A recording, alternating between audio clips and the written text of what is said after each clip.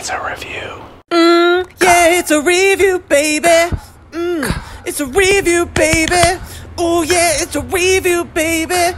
Da-na-na-na-na-na-na. It's a review. It's a review. Oh yeah, it's a review.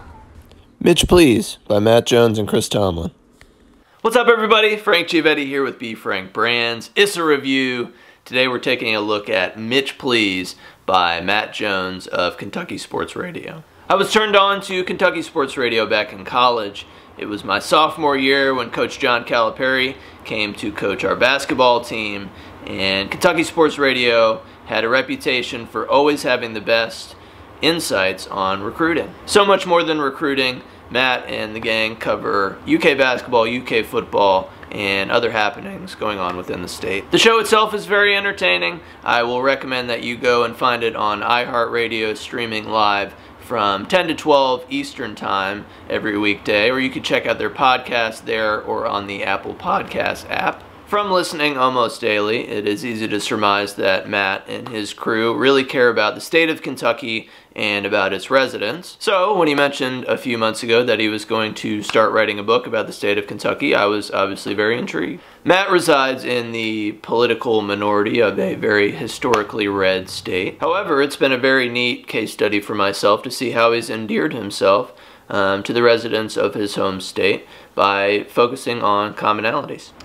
One of said commonalities is one of the focuses of this book, the general disdain for Senator Mitch McConnell. At 36 years, Mitch McConnell is the longest tenured senator in the history of the United States. However, he has continued to be so amid very low approval ratings and very little gain by the state of Kentucky. Thankfully, Matt had the bravery to set about a task of going about all 120 counties in Kentucky and asking their residents about what is going on, what's relevant to them, and their general impressions of Mitch McConnell. This book features 3 stories, the first of which is about the 120 counties of Kentucky and the pride of each of their residents. The second of which serves as the overarching theme of the title and of the book overall, how Mitch McConnell has underserved his home state of Kentucky. And finally, we get some insight into Matt's journey as he contemplates running for Senate against Mitch McConnell. I'll note briefly on each of these stories, beginning with the 120 counties. I found it very entertaining as Matt was able to meet with a diverse group of individuals within the state and do some fun activities ranging from Asian carp fishing in the middle of the night to going to a banana festival. Matt has a gift for storytelling, which I believe he acquired from his years working on the radio. Small towns and people from small towns, especially in this time, are overlooked so often that it's really nice and refreshing to check back in and hear their stories. We're also reminded where and why a lot of conservative thinking lies in this region. Matt does a great job in his day-to-day life through radio and Twitter and social outreach, as he does in this book, of not judging and investing in the person, rather empathizing with the situation before coming to a conclusion. On to the overall theme of this book, Mitch McConnell's 36-year reign of terror in the United States Senate.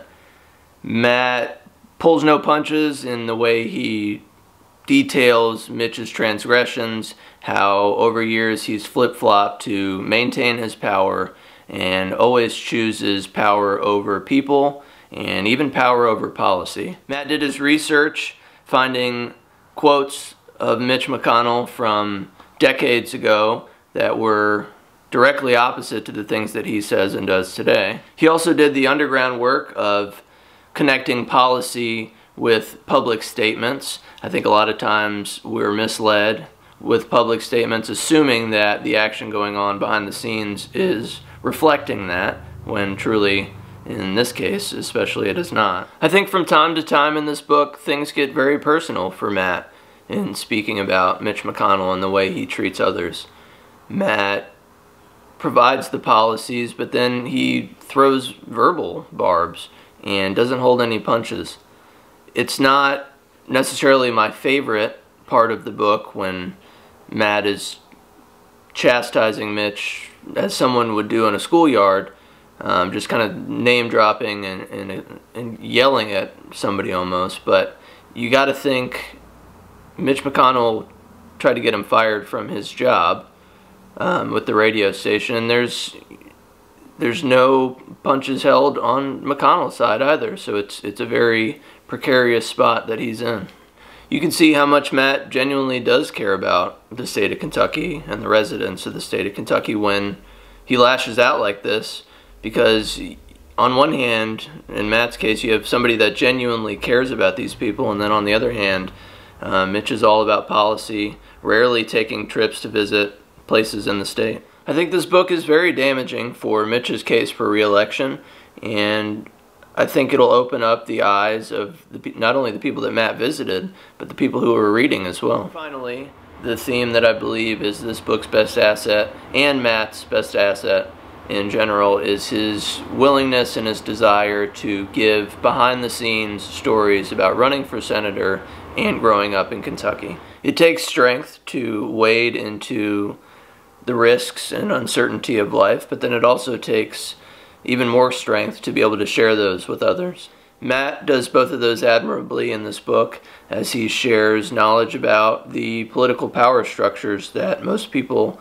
are not privy to. His writing and revelations have the power to shine a very, very bright light on the power of our democracy and the undercurrent of money. It was very humbling to read Matt's description of growing up with a single mother and with a father that was very seldom in the picture. These are the kind of stories that empower people.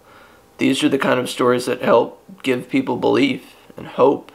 Overall, I'd highly recommend that you check out Mitch Please. It's available by Simon & Schuster, hardcover, or the way that I read it, through audiobook. I know Matt's entertainment value, so I obviously preferred the latter. I'd like to thank Matt for his bravery and courage in writing this book. I know it was very difficult, from listening to his journey of being removed from jobs and his creations, to figure out whether he wanted to run for Senate. And I think this book can shine a massive light politically, but I think it can also do so socially, as small towns are finally given the time of day and get a chance to step in the spotlight. So Mitch Please, Issa review. I'll be doing more book reviews, movie reviews, show reviews. In a time like this, there is certainly a need for more good, wholesome content, and I am more than happy to be able to share the word.